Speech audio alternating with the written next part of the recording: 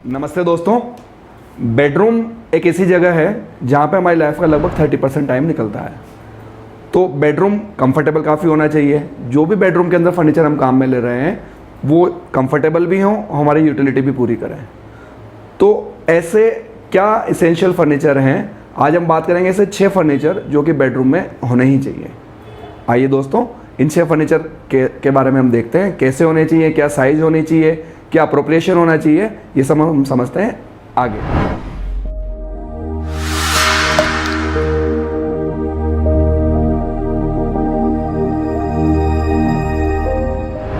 तो जो फर्नीचर की हम बात कर रहे थे, सबसे पहले बेडरूम का मेन जो फर्नीचर है वो है हमारा डबल बेड।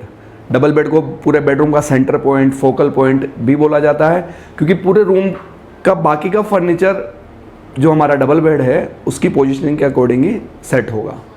अब डबल बेड कैसा होना चाहिए? सबसे पहली चीज़ तो कंफर्टेबल होना चाहिए। जितने जनों को उनको यूज़ करना है उसके अकॉर्डिंग उसकी साइज़ होनी चाहिए। बेड की साइज़ अपने रूम को मैच करे, ये भी हमें ध्यान रखना चाहिए। बहुत ज़्यादा छोटा भी ना हो, बहुत ज़्यादा बड़ा भी ना हो। साइज़ ऐसी हो कि रूम का जो वॉकवे है, आने जाने का रास्ता है, वो कहीं ब्लॉक ना हो। बाकी फर्नीचर जो भी हम रूम में रखने जा रहे हैं वो भी हम आराम से यूज़ कर सकें और कंफर्टेबल भी रहे। जनरली जो साइज़ है वो 6x6 का बेड, या फिर 72x78, 72x78 का बेड, या 72x75 का बेड, इस तरह की जो 3 साइज हैं 72x72, 72x78, 72x75, ये जनरली ट्रेंडी साइज है। 72x78 आजकल सबसे ज़्यादा चलने वाली साइज है। बेड 2 तरह के होते हैं, विदाउट स्टोरेज, विथ स्टोरेज, पर आजकल 90% बेड विथ स्टोरेज ही बनते हैं। जब हम बेड की बात कर रहे हैं तो बेड साइड टेबल को हम कैसे भूल सकते हैं? बेड साइड टेबल मैक्सिमम 2 भी हो सकती है और मिनिमम 1 तो बेडरूम में होनी ही चाहिए। बहुत ज़्यादा इसकी यूटिलिटी है, जैसे हमें पानी का जग रखना है, हमारे मोबाइल्स रखने हैं, अगर हमारे चश्मा लग रहा है तो चश्मा रखना है, कीज़ रखनी है, पैसे रखने हैं, बहुत सारी ऐसी छोटी छोटी चीज़ें बेड साइड टेबल के अंदर हम रखी जा सकती है। जो जनरल साइज़ होती है बेड साइड टेबल की वो लगभग 15 इंची चौड़ाई से लेके और 24 इंची चौड़ाई तक रहती है, और जो उसकी डीप है वो 12 इंची डीप से लेके 15 इंची डीप तक रहती है। हाइट का हमें विशेष ध्यान रखना चाहिए। जो बेड साइड टेबल की हाइट है, हमारी जो मैट्रेस की टोटल हाइट है उससे लगभग 3 इंची नीचे रहनी चाहिए, ताकि हमें सामान वामान उतारने में दिक्कत भी नहीं आए और कंफर्टेबली हम उसको यूज़ कर सकें। तो बेडरूम में एक बेड साइड टेबल भी होनी चाहिए। बेडरूम में एक सबसे महत्वपूर्ण फर्नीचर का आर्टिकल है जिसका नाम है वार्डरोब। जी हाँ, जितने भी हमारे कपड़े हैं, अन्य वस्तुएं हैं, वो सारी स्टोरेज करने के लिए एक प्रॉपर वार्डरोब बेडरूम में होनी ही चाहिए। बेडरूम में वार्डरोब अलग अलग सेक्शन वाइज भी बनाई जा सकती है, जैसे gents wardrobe, ladies wardrobe, children's wardrobe, और डिपेंड करता है कि क्या हमारे बेडरूम की साइज है और क्या हमारी चीज़ें कितनी है, और उसके अकॉर्डिंग हम सारी चीज़ें सेट कर सकते हैं। जनरल साइज़ की बात करें तो मिनिमम एक वार्डरोब की चौड़ाई 3 फीट तो होनी ही चाहिए। हाइट की बात करें तो मिनिमम 7 फीट हाइट एक स्टैंडर्ड हाइट है, तो 3 फीट बाई 7 फीट की एक वार्डरोब होनी चाहिए।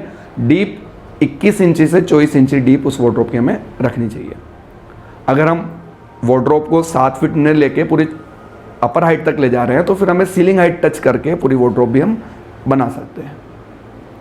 वार्डरोब में 2 तरह के शटर्स जनरली काम में आते हैं, एक तो ओपनेबल शटर और एक स्लाइडिंग शटर। यदि आपके वार्डरोब के बाद लगभग 3 से 3.5 फीट की जगह है तो आप ओपनेबल शटर वाली वार्डरोब काम में ले सकते हैं।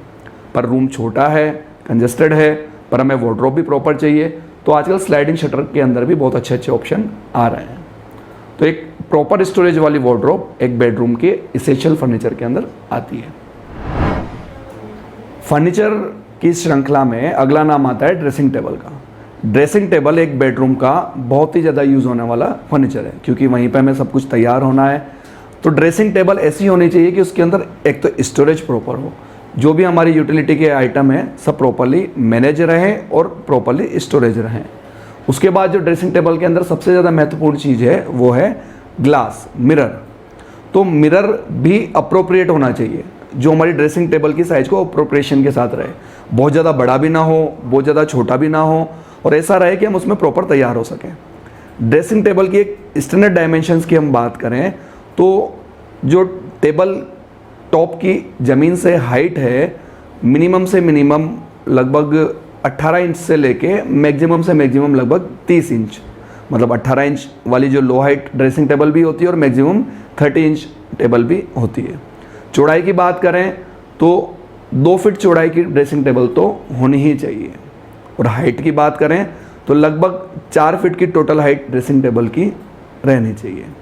इसके अलावा भी बहुत सारी डायमेंशंस वाली ड्रेसिंग टेबल आजकल बन रही है, वो डिपेंड करता है कि आपके रूम में साइज़ कितनी है, बाकी फर्नीचर के साथ वो मैच हो रही है नहीं हो रही, ये सारी चीज़ें देख के हम हमारे अकॉर्डिंग भी ड्रेसिंग टेबल की साइज़ को मैनिपुलेट कर सकते हैं। फर्नीचर में अगला नाम आता है टीवी पैनल का। आजकल हर बेडरूम में एक टीवी पैनल देने का भी प्रचलन है। तो टीवी पैनल की साइज़ क्या होनी चाहिए? टीवी पैनल डिपेंड करता है आपके टीवी की साइज़ उस रूम में क्या है। मेरा सजेशन है कि बेडरूम में बहुत ज़्यादा बड़ा टीवी नहीं लगा के 36 इंचेस, 42 इंचेस, मैक्सिमम से मैक्सिमम 50 इंचेस, इससे ज़्यादा बड़ा टीवी नहीं लगाना चाहिए। तो इसी के अकॉर्डिंग टीवी पैनल बनना चाहिए। हो सके तो इस टीवी पैनल को भी स्टोरेज के रूप में काम में ले सकते हैं। जैसे टीवी के बहुत साइड जगह बच रही है तो उसमें जो कम डीप वाली वार्डरोब है वो हम बना सकते हैं, क्योंकि टीवी पैनल की टोटल जो विड्थ बात करें तो मैक्सिमम 15 इंची रहती है मैक्सिमम। तो हम जो 15 इंची डीप वाली छोटी वार्डरोब भी हम साइड में बना सकते हैं। तो बहुत छोटे छोटे ऐसे चीज़ें होती है जो बेडरूम के अंदर हम उसके अंदर स्टोरेज कर सकते हैं। टीवी पैनल के नीचे भी हम ड्रॉर्स दे सकते हैं, ड्रॉर्स भी हमारे बहुत ज़्यादा यूटिलिटी के काम में आ सकती है। तो टीवी पैनल ऐसा बनाना चाहिए बेडरूम में जो हमारा टीवी भी हैंग हो जाए और थोड़ा बहुत स्टोरेज भी उसके अंदर आ जाए। अब फर्नीचर के इस क्रम में यदि हम सबसे लास्ट में नाम लें तो हम बताएंगे बेडरूम बेंच। बेडरूम बेंच एक नैरो प्लेटफॉर्म होता है, लगभग 12 इंची चौड़ाई उसकी रहती है और लगभग 4 फीट उसका टोटल लेंथ रहती है। हाइट उसकी वही लगभग 15 इंची हाइट रहेगी। तो बेडरूम बेंच जनरली क्या होता है, जो हमारे बेड का फुट एरिया है उसके अलोंग विथ रखी जा सकती है, या फिर कोई विंडो है तो विंडो के नीचे भी रखी जा सकती है, या फिर किसी साइड वॉल जो वॉल खाली पड़ी है वहाँ पे भी रखी जा सकती है। जनरली क्या होता है कि हमारी एक्स्ट्रा बेडिंग्स पड़ी है तो वो हमने उसके ऊपर रख दी, हमको बैठ के तैयार होना है या फिर थोड़ी देर बैठना है तो उसके ऊपर बैठ सकते हैं। तो इस तरह से बेडरूम बेंच भी एक बेडरूम में होनी चाहिए। बेडरूम बेंच का अगर उसमें जगह नहीं है तो छोटा सा चेयर या फिर हम कहें कोई छोटा सा सोफ़ा या छोटा सा स्टूल, इस तरह की एक सिटिंग के लिए कुछ ना कुछ चीज़ तो बेडरूम में होनी ही चाहिए। इसके अलावा भी बहुत सारे फर्नीचर बेडरूम में काम आते हैं। जैसे मान लो आपको रीडिंग का शौक़ है या फिर आप कुछ वर्किंग बेडरूम में बैठ के करना चाहते हैं तो एक स्टडी टेबल भी हम प्लान कर सकते हैं। नेसेसरी नहीं है पर कई जने बनाते हैं, डिपेंड करता है यूज़ पर और साइज पर। अगर आप स्टडी टेबल बना रहे हैं तो उसकी जो चौड़ाई है लगभग 4 फीट तो होनी ही चाहिए और गहराई लगभग 20 इंच 22 इंच रहनी चाहिए। और साथ में कुछ लोग जो पढ़ने का शौक़ रखते हैं एक छोटी सी बुक शेल्फ भी बना लेते हैं।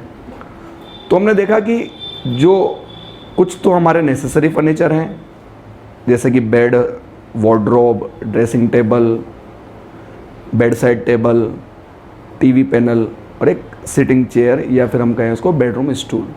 इसके अलावा कुछ एक्स्ट्रा फर्नीचर हैं जैसे कि study table, book shelf etcetera etcetera.